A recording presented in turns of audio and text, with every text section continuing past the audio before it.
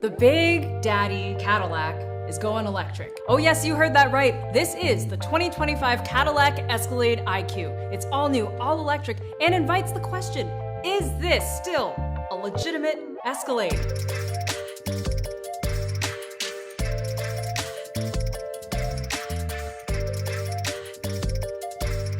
If there was anything in the General Motors portfolio that needed, nay, demanded an EV version, it was the Escalade.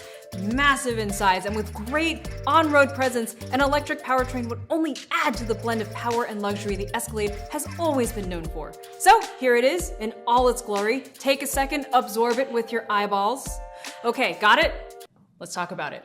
First things first, because of that sloped roofline, it sort of looks like a big Lyriq. It's way more cab back in design than the gas-driven Escalade, and actually, Cadillac says its coefficient of drag is 15% better. It rides on 24-inch wheels and 35-inch tires, so that part, very, very Escalade-esque.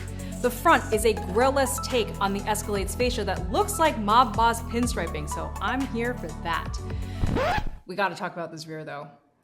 Okay, so the best thing I'll say about it is the taillights look like a piano keyboard, so I dare you to look at this and not immediately want to bust out some Rachmaninoff.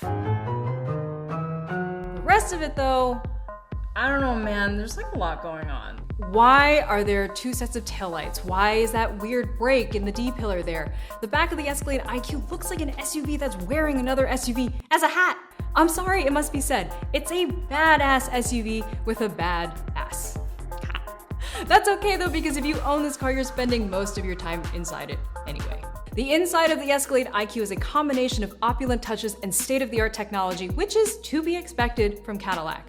Absolutely dominating the front dash is the 55-inch diagonally measured screen. Front seat passengers can use it for web browsing and streaming, but that third of the screen has been polarized so the driver can't see it and get distracted.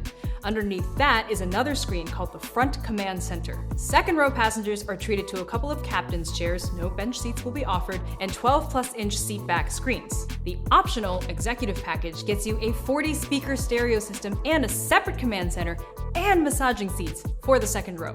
And the third row has power fold-down seats. To really drive home that feeling of upscale quality, the cabin features laser-etched ash wood and ambient lighting. Finally, if you were wondering whether or not there's a front trunk, there is. Called the Cadillac E-Trunk, it's about 12 cubic feet and is said to be able to hold a stroller or 2 golf bags. So, what's powering the next generation of Cadillac's land yacht? The Escalade IQ uses GM's Ultium EV technology and platform, meaning it has a 200 kilowatt battery that's good for 750 horsepower and 785 pound-feet of torque. With its dual motor setup, it'll hit 60 from 0 in less than 5 seconds, and it'll return an estimated 450 miles of range. If you want to tow, the IQ will do that too, up to 8,000 pounds of it. Some other goodies include height-adjustable air suspension and 4-wheel steering that gives the SUV a 6.5-foot reduction in turning diameter. Look, when you're driving something this big, anything helps. Cadillac's very excellent hands-free advanced driver assistance tech Super Cruise comes as a standard feature, but you can also option up for Ultra Cruise, which is driveway-to-driveway capability. Finally, the Escalade IQ will have the crab walk feature we first saw on the GMC Hummer EV, but here it's called Cadillac Arrival Mode. The new Cadillac Escalade IQ will have a starting price of around $130,000, which is par for the course for a hyper-luxury vehicle such as this. As for the question of whether the electric IQ is still a proper Escalade, well, it never really mattered what powered the Escalade. So when the IQ comes out, probably next year, the Escalade lineup will include both a battery electric powertrain as well as a supercharged V8 in the form of the Escalade V. You couldn't get two more opposing ideas on one spectrum, and I think that's beautiful.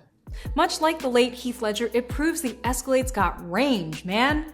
Ultimately, what makes an Escalade is its overwhelming size, presence, and luxury touches, all of which this IQ has.